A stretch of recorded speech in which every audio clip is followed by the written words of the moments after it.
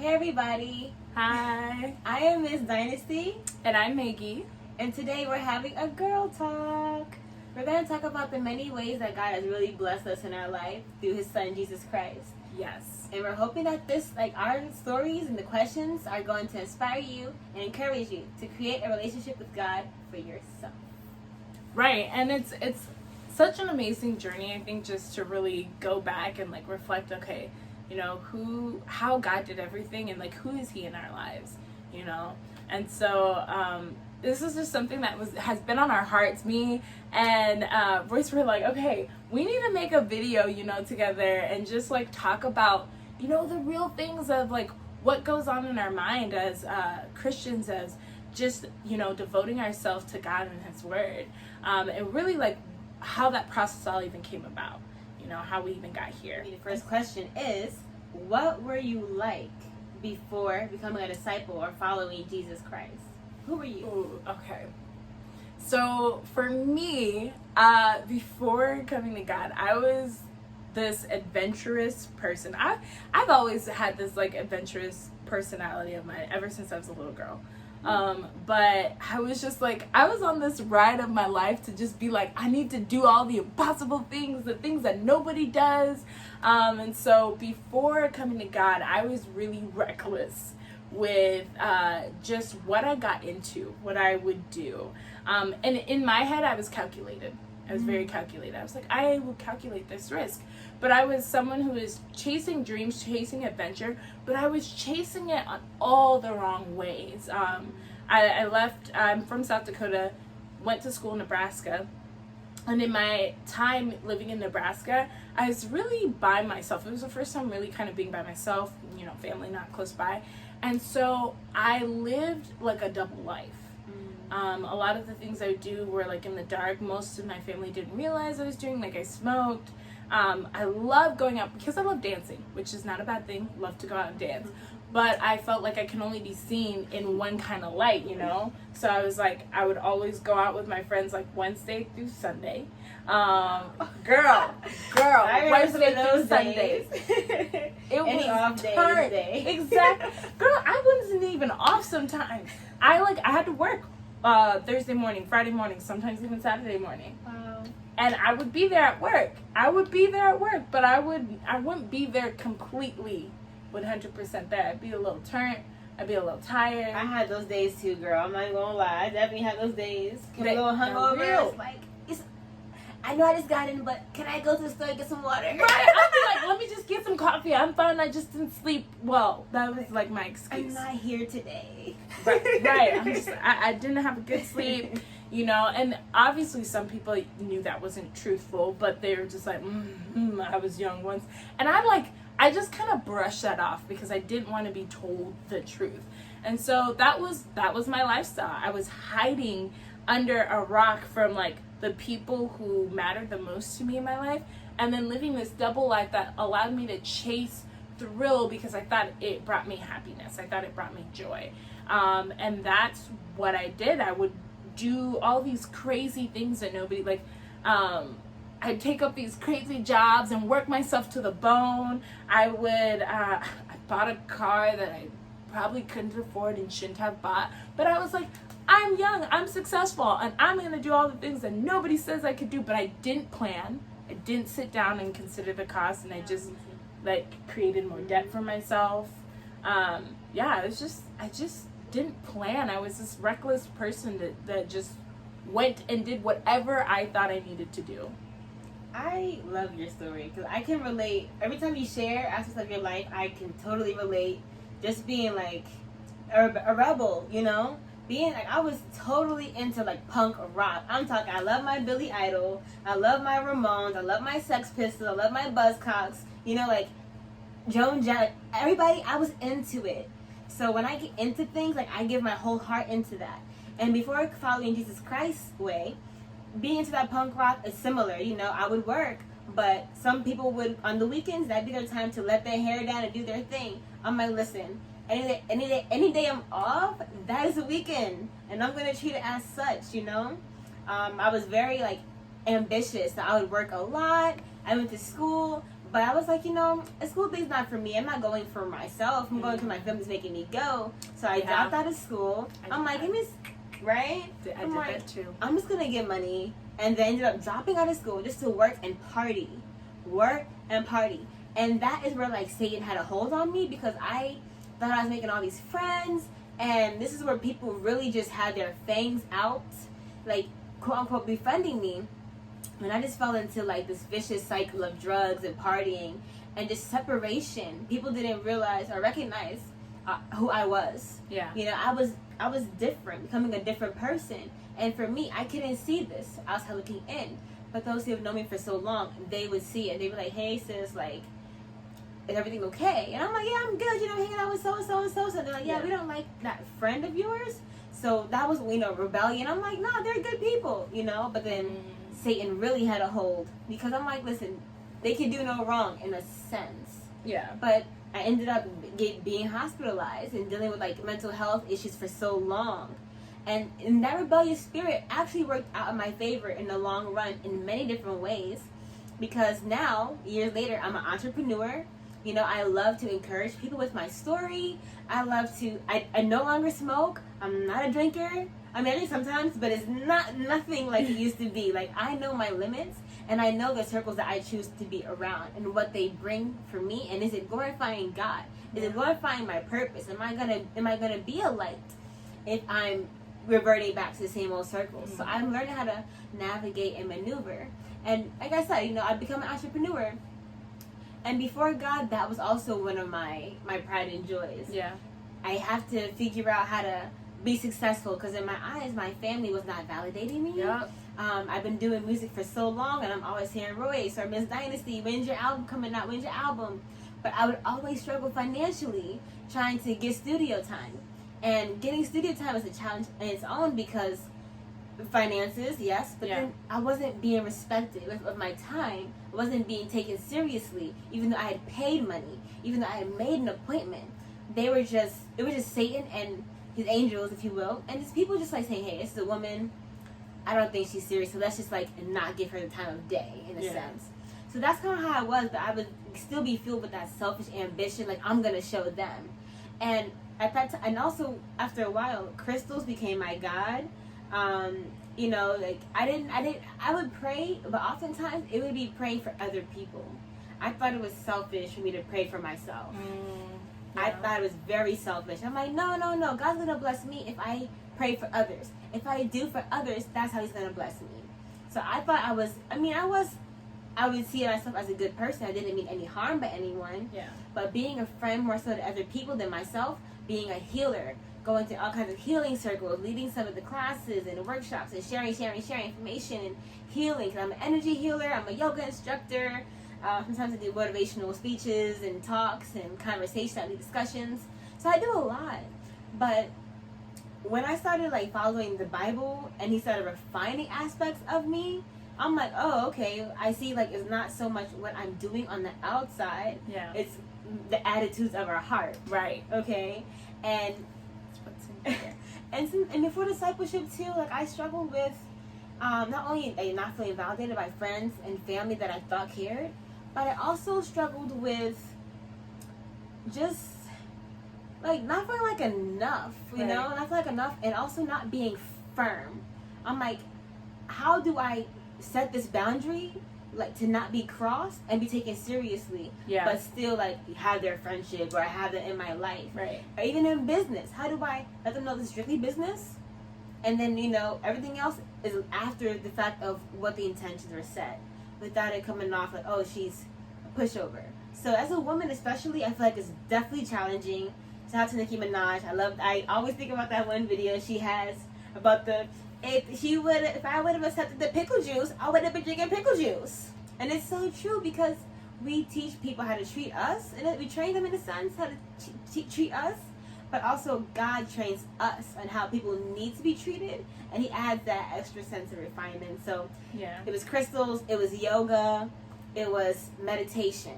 Never speaking to God, never knew how to do that. So that's who I was. Yeah, and I can so relate to this feeling of not being enough, and it took me into understanding and reading the Bible that like God does not say you're not enough. And so this thought that we have that is like, oh, we're not enough, we're not, like, it's so much of the lies that we fill our brains with, and that becomes our truth, because I was always someone who lived in the shadow of, you know, I'll be like honest to say, I was like almost ashamed sometimes of being a black girl. Like, there were just things that I felt like, why is this given to me? Why is this my burden? Why, you know, why am I so different in a place where, you know, no one can teach me like why I am different, you know? And it was something that was like a secret of mine as a little girl that I knew I had, but I didn't say, because at the same time I was like, well, I don't want to feel this way about myself. You know, I do love my family. I do love what we have, but I just didn't know how to talk about that. I didn't know how to be open about that. And that was something I carried with me through my adult life. It followed me as a high schooler. It followed me as a college student. And it became a part of my behavior, of how I was so insecure with myself. So insecure of my height. So insecure of my weight. So my Roman goddess like, here. Our Roman goddess, she knows. Thank you. She always says that. She always says that. But it was so true, and it was crazy how it morphed into my mind, because for me, you know, I felt that I couldn't be depressed in certain things, and I couldn't act out. Like, nobody would have known that I had these insecurities because I never showed them. I hid them so down deep because I would try to convince myself they weren't there, that they didn't even exist for myself. But I knew that wasn't true. And so I became very good at being... I was just a liar. I was a really good liar, you know? It was something that was, like, easy for me to do, without a doubt.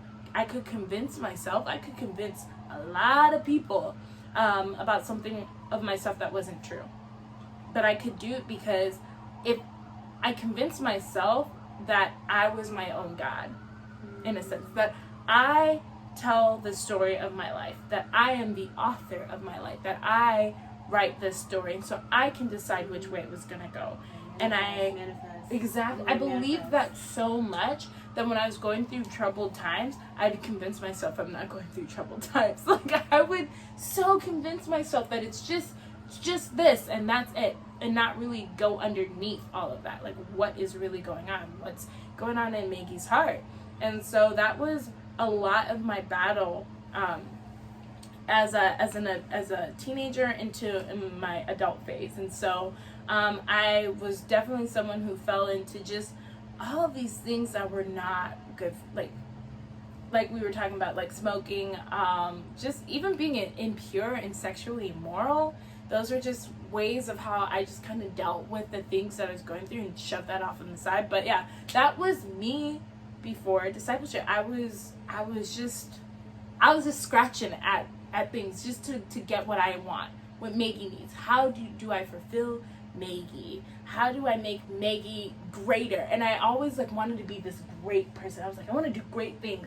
I want to do great things. And so one day I could be like, I always told myself I wanted to be legendary. I was like, I want to be legendary. Wow, like, that's incredible.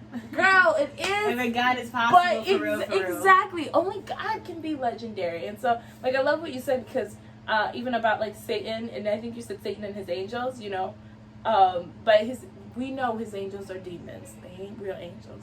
They demons. They demons. And so they be at work. They're really out there working. And there was like a women's midweek we had. Girl, yeah, they don't even like ego. Chipping at your self-esteem. And they be working day and night. They work overtime, guys. They really do. They really do. But yeah, my life was similarly there in my past. There's something you mentioned I thought was very interesting. You said there as a black woman, or as a black girl at the time, there was an insecurity. So what was that insecurity, if you don't mind sharing? What was that insecurity? And also, how has Christ changed your life since all of that? Yes. So for me, okay, so that insecurity was definitely, so growing up in South Dakota, majority of the population is white. You know, that's just the fact. That's just how it is. And for those of you who don't know where South Dakota is, go look and find a map and find it, because you should know it. But anyways, my insecurity was definitely skin color. That was one, I will have to say. From being someone who doesn't even look like a traditional black person in America, because I am of African descent, first generation. What? So that was something that was hard to get through, because I think the first time I realized I was black, I think it was like in kindergarten. Wow. I think kindergarten was the first time it hit me, because I realized like my costume looked very different, and people would say just interesting remarks. So there was that, and then also being tall. You know, I'm 5'11", and so I was tall from even a very young age, and so being tall, I remember a lot of times I'd be accused for being older than I was. You know, especially as I became a teenager. Not as a little kid, but as a teenager. I'd go to my friend's house and their moms would be like questioning who I am and what am I doing there. And I'm like, I'm 15. Just Wow. like, yeah.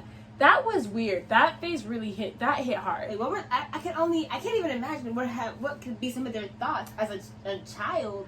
Like, what's she doing here? What's the worst example that could go wrong with her coming there? Like, Well, if I wasn't a child, that's the thing, because I think they're thinking like, who is this adult with you guys? Oh, right, wow. right. And for me, that just made me feel insecure. I know it shouldn't have, but I think there was just this association of like me having to grow up sooner than I wanted to, and I felt that pressure of having to do that. And when people assumed that I was older than I was, it felt very hard to be a kid.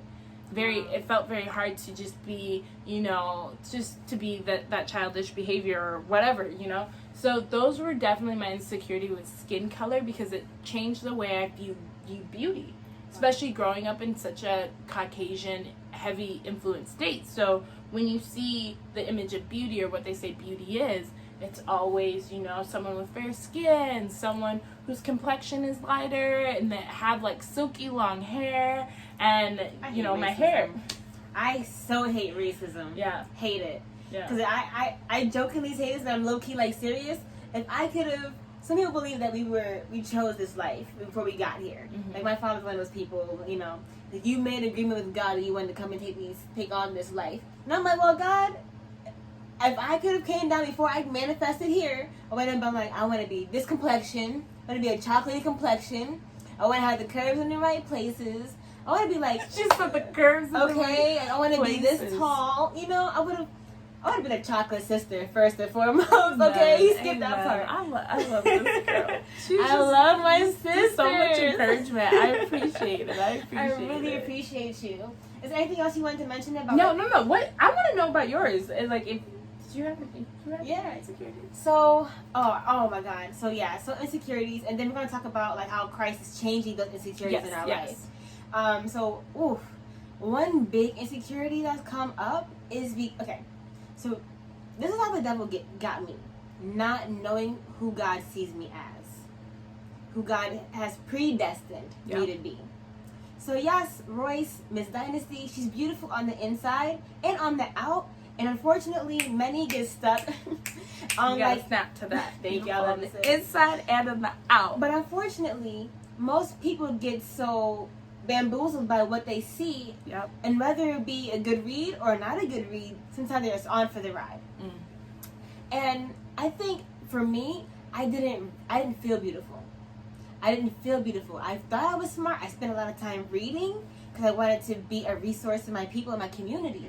I wanted to be a role model. I wanted to be a mentor for peers, for younger people. I taught children. I wanted to do these things, not realizing I have beauty on the inside. And that I do take care of myself, but it's more so because it's an act of self-love, act of self-care. I had been 60 pounds heavier than this. And at the weight that I'm at now, I was never this weight. I'm like, what? I'm 31 now, y'all. But doesn't look a day over. No, doesn't look a day over like 25. Thank you. And now my weight, I haven't been this weight since I was like a teenager, like 15, 16 years old. I've been the same height, granted. But my insecurity stems from not knowing that I am beautiful, not feeling like I'm beautiful, and seeking my mom to enforce that I am beautiful, I am worthy, that she loves me, but to feel it, not to know it. Same for my father. And this is no like shake. I love my parents, and we have a really strong relationship at this day and age. But there's certain things that I wish I had gotten growing up, so I could be confident in that being a woman. So one thing my dad did teach me, and I always carried this, is when I would look down, he said, keep your head up. Never look down. Always keep your head up. So I'm very conscientious of my head, and never, my crown is always upright. And so I'm grateful for that. And my mom, she would try to speak to me and things like that. But there was something, because when I was growing up, I was in foster care, and I was moving from home to home, and I have a twin brother, so sometimes there's periods where I'm like, was he there? So it's just times where like I needed something as a child for my development that I didn't get. So as I became an adult and after high school and college years, I smoked, I drank, I went to friendships, I went to men, you know? I was, girl, I'm be open, I was a predator, okay? Be open. Y'all need to hear the real, okay? These conversations are not happening. And I'm choosing in this day and age to not be that person. Because I do not want to be that woman who's leading a trail of tears, of broken hearts, and doing what the devil has designed. No, that's not how I want to be. I'm hashtag somebody's wife. We're hashtag somebody's wife. We are the Lord. Hashtag the Lord's wife. Right Hello, now, I'm the Lord's wife. He is the centerpiece of all relationships that can withstand the test of time, from what I've seen. But back into the insecurity. So, feeling unworthy of just, love, and not knowing that I am already enough.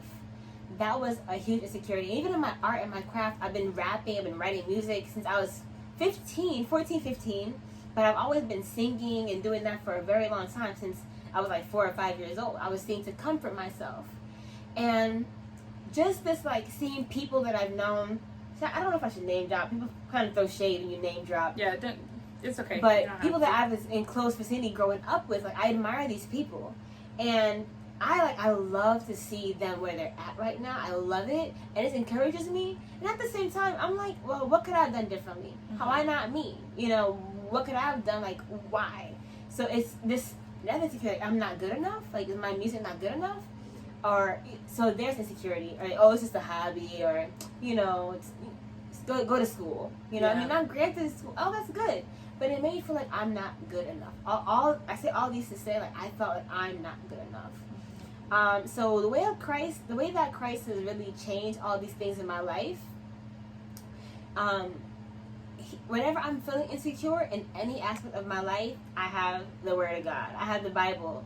And it may sound like funny to some people, but it's like God tells us to remember all things admirable. The scriptures, admirable. Remember things that are honorable, noble, pure, and true. Yeah.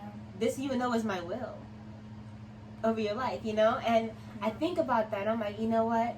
That builds my confidence in who I am through Him. And so that shed the insecurity of not being enough. He says, I know the plans I have for you to build you a hope in the future. Jeremiah 29:11. So I think about these scriptures, and also I think when I'm shifting in my thinking, I also think about the scripture to be transformed by the renewal of our mind, and not to conform to the patterns of this world. That's Romans 12. Yeah. And so these are scriptures that I go to and I kind of cling on to. These are really good scriptures, guys. Like, definitely go to them. No, seriously. In your free time. Look them up. Go to the Bible. And we definitely want to encourage you to find scriptures that help you when you're feeling insecure in different ways. And these are going to be things that come to you when you need them, when you need them the most. So that's about my security. And praying to Him. I no longer feel like I'm selfish, but I make sure that I'm being fed through His Word, meditating, like this with my yoga and stuff, but also on His Word. And I'm praying. And I'm asking for His connection. I'm asking to speak with Him. I'm asking for Him to lead me. I'm asking Him to let it be clear. Let me know. Yeah. Let it be clear. I'm like, God, I haven't let it be known. I want this thing. I want this to work out. I want my mom to be baptized. I want my father. I want my ex-lovers, right, baptized. I want my brother. Yeah. I want this music career. I want to bless others. I want to encourage children. I want them to say no to drugs, but because they have their purpose. Because they find validity in their purpose, in their calling, and they found and known God for themselves. Yeah. That's that's what gives me purpose, but only through a personal relationship with God has been granted to me. Yeah. So. Amen. Yeah, I love how you shared how this is how God, like how Christ has brought you through this. And, you know, for me, even, by no means whatsoever, I'm not an expert on all these things that I can't say I've come to a place where God has like made me arrive. Like I'm just super great at all these things and I don't struggle with these things. No, I still do. You know, there are still some things that even for myself, really working on, especially the part about holding on to what God says about me that is true. That is constantly a battle that I go through daily. There's not a day where it's just like, there are moments where I don't have to think of it as so much, or it's easier, definitely. But it's a battle that I go through every day. I have to fight to remember the truth of what God says about me. Some days are easier, some days are extremely hard. Some days I'm so far from it. But, you know, I'm not on here to be like, yeah, I do it and I'm perfectly good at it and this is what you need to do to become perfect at it. No. But I do want to share with just letting everyone know that, like, okay, when you're having those days, like, go back to the Word of God. Go back to the Bible. Pray. Reach out to people who have a faith that is greater than yours. And that was something I did not understand. I had people in my circle, definitely great friends that would help me and be with me in like such hard times. But when we're talking about a faith that is greater than mine, a lot of times the friends that I had in my life, they didn't necessarily have faith, or I didn't even know if they did. That's actually the truth. I didn't even know if they did. And so, you know, if I'm coming from a place where I'm faithless in this area and they want to boost me up, but they're also faithless in this area, well, that doesn't quite help the situation. And so, you know, Christ has definitely taught me that, okay, I need people in my life that have greater faith than me, so then when I'm struggling, they can help me go back to the Word. They can fight for me to go back to the Word.